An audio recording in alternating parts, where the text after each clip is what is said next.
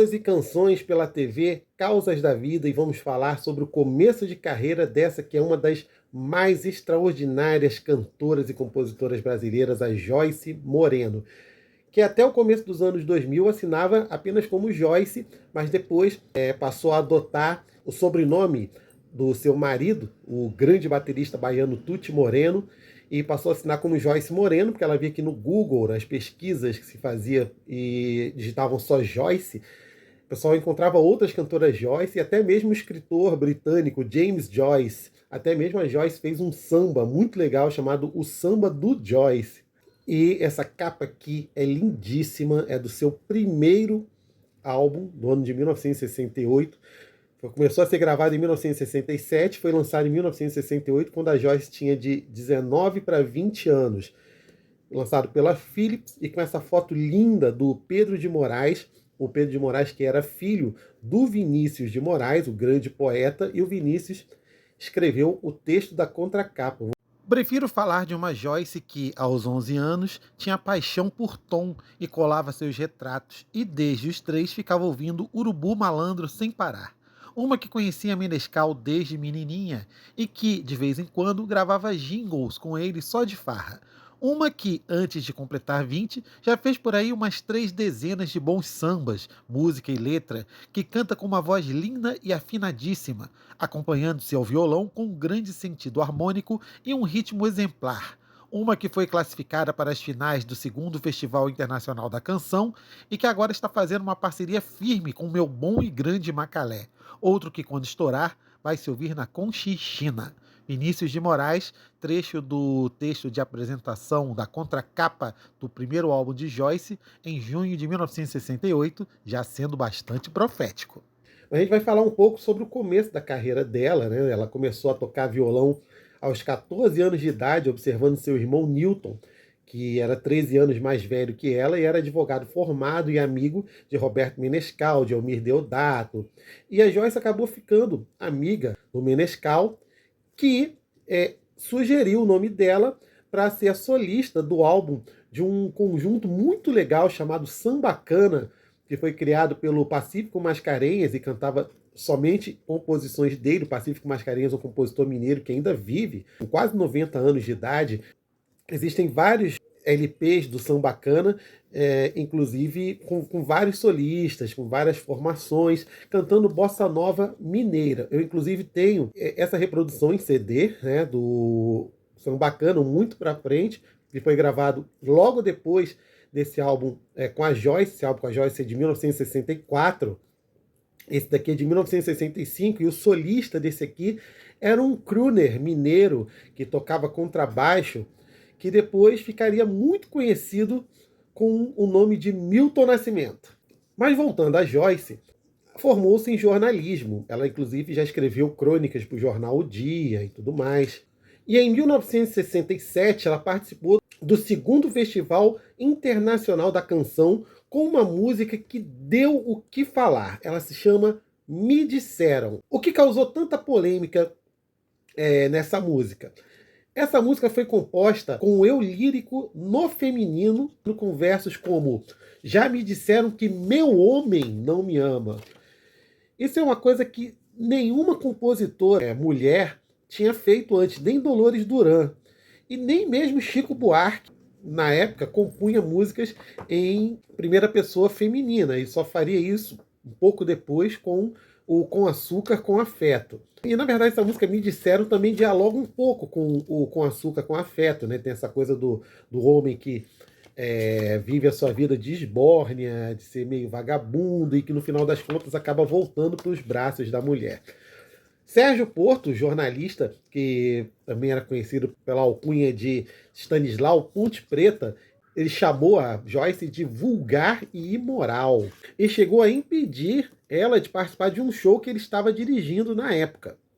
Já Nelson Motta e Fernando Lobo que era jornalista e pai do Edu Lobo, grande compositor, eles saíram em sua defesa, disseram que ela tinha uma postura feminista, antes mesmo dessa palavra ser usada em larga escala.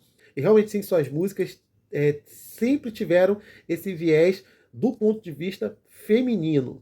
Tem uma música nesse álbum maravilhosa que se chama Super Ego e que fala da Senhora Rainha Mar, venha logo me buscar perto da ponte, eu tenho medo. Talvez já falasse daqueles tempos sombrios que o Brasil vivia pré-AI-5.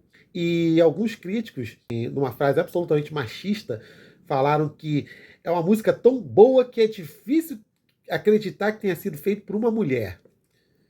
Sem comentários, né? Aqui o Pedro de Moraes também tirou as fotos da contracapa do álbum. Tem aqui o Francis Haime, Vinícius de Moraes, o Jardim Macalé, que tocou todos os violões nesse álbum. A Joyce não se sentia segura para tocar violão nesse primeiro trabalho. Aqui com Vinícius de Moraes e Milton Nascimento, que chegou a ter uma música selecionada para o álbum, chamada Gira Girou, mas a Joyce não gostou do arranjo do maestro Gaia, achou um arranjo muito pesado. E aí o Milton acabou ficando sem música desse álbum, mas acabou saindo na contracapa. Além do Gaia, também tem arranjos de Dori Caymmi e a participação do Momento 4, que é um conjunto vocal que reunia Zé Rodrigues, Maurício Maestro, Davi Tigel e Ricardo Vilas, numa belíssima versão de Ave Maria, musicada pelo Caetano Veloso. O Maestro e o Tigel depois formariam o quarteto Boca Livre. Esse álbum ainda tem, além de composições da Joyce, tem uma parceria da Joyce com o Macalé, chamada Choro Chorado. E esse álbum também tem músicas de compositores que eram praticamente desconhecidos na época, como Paulinho da Viola, né, que estava começando a aparecer na mídia, o próprio Caetano Veloso, o Francis Haime, o Toninho Horta e o Ronaldo Bastos. Tem música do Marcos Valle, né, que já era consagrado na época. Um álbum simplesmente maravilhoso, que é um começo muito promissor para Joyce. Em 1969, ela gravou um álbum chamado Encontro Marcado. Esse aqui, de 1968, tem produção do Armando Pitiliani. Já o segundo álbum, de 1969, Encontro Marcado, tem produção do Nelson Mota e arranjos de Luizinho Essa. E já como diz a Joyce, né, ela já estava aparecendo com uma mulher sensual e esperta. Em 1970, ela deixou a Philips, gravou um compacto com 4 músicas, em 1971. Na época, ela tinha acabado de casar com o Nelson Ângelo, que foi seu primeiro marido. E, em 1971, a Joyce foi a primeira artista a gravar a música Nada Será Como Antes, de Milton Nascimento e Ronaldo Bastos, antes mesmo da gravação da Elis e antes mesmo da gravação do próprio Milton Nascimento no seu antológico álbum Clube da Esquina.